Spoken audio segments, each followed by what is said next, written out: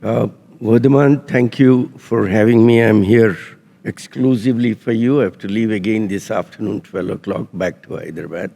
It was a big effort to be here, but I'm so happy to be here after almost 6 years. So I've had many things, like you said, since 74. I've been so many things, and I was fortunate to have the femtolizer, research in cataract surgery also. So without wasting your time, I just want to share with you. I started with PRK in the year 1991 in England. So I'll just share with you what I was doing in England. Started with PRK. Then for astigmatism, I tried the PRK with erodible mask. Then for hyperopia, then LASIK, then I used a holmium laser, which is attached to the Summit machine, what we call laser thermokeratoplasty, and had mixed results. Then I moved in '96 to India. Again, PRK, started LASIK. I used to do a technique for hyperopia, which is purely surgical and not laser, called MLK, microlamellar keratoplasty. So I just wanted to share the past because where are we today in 24 and what's it going to be? So then after MLK, I realized high powers I couldn't treat. I went to Groningen and introduced Artisan PIOL, then Zyoptics, then femtolasic came and saved a lot of us with a lot of issues of the flap. Then came Trans PRK, and then I requested AIOC to do the same PIOL, but then came ICL. Then I did some research, prototype research work for intracar and supracar for Bausch and Lomb. And in 2010, I moved into flax, and then after doing that, I just introduced a word called phaco mix and then smile lastly.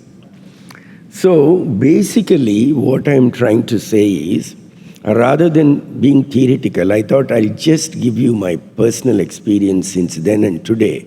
What stood the test of times from the beginning till today? That is PRK.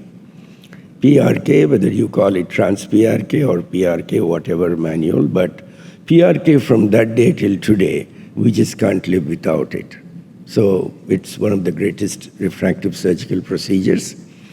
Then came LASIK for hyperopia, and then for higher powers, the ICL, and today's, the smile. I put phaco mix here. This is a term that I use in my clinic for my patients, but in reality, it is nothing but a clear lens extraction with multifocal or EDOF lenses, and ultimately delivering the promise that you make, making the patient see without glasses. So 2010 is when I first went to Aspen, Colorado to present my first study of femtolaser.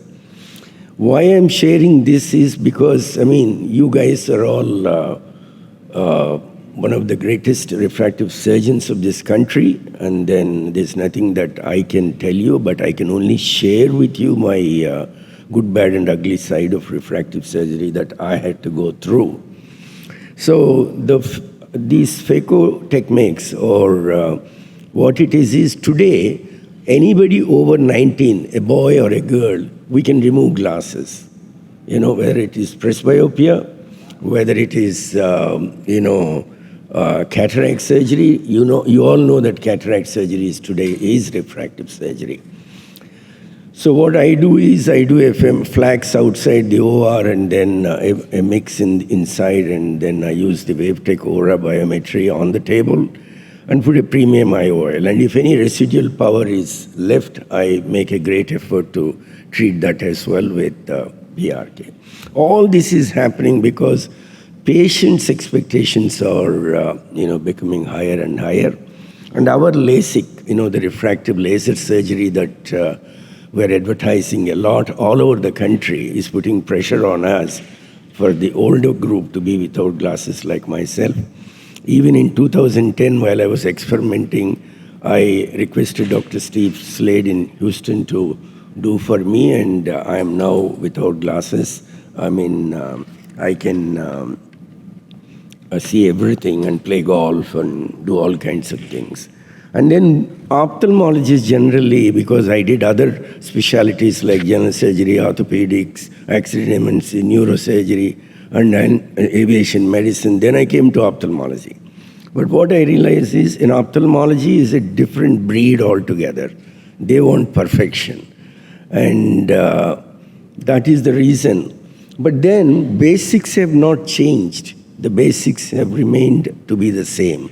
Still, the cornea, is the most important thing, and we still have to respect that you cannot operate, whatever laser technique that you use on a lesser cornea, that I don't need to, you all know that.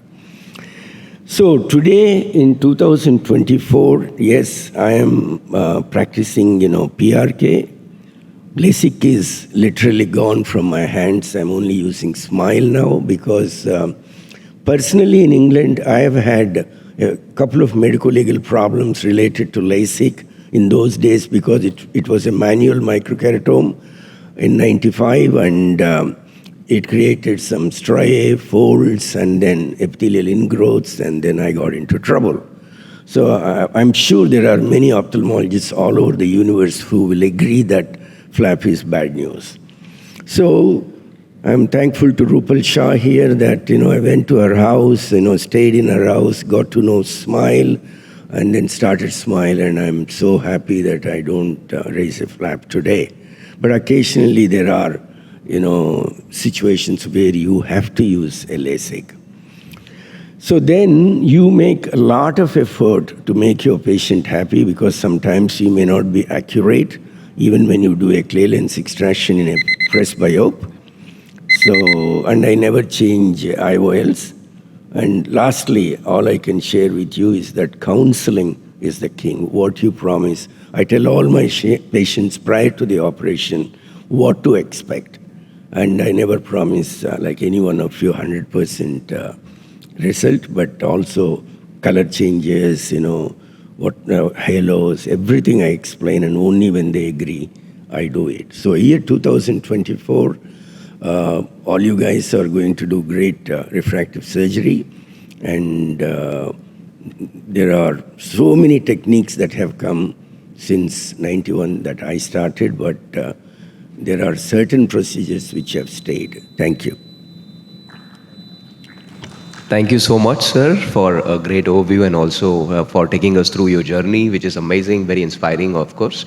So I have two questions for you. Thanks, Thank you, sir. And sir, currently, out of, let's say, 100 odd patients that you do, if you do 100 refractive surgeries, out of that, so can you just tell us ballpark figure about what is your percentage of what kind of refractive surgery today? Like how many percentage is now SMILE versus PRK versus ICL?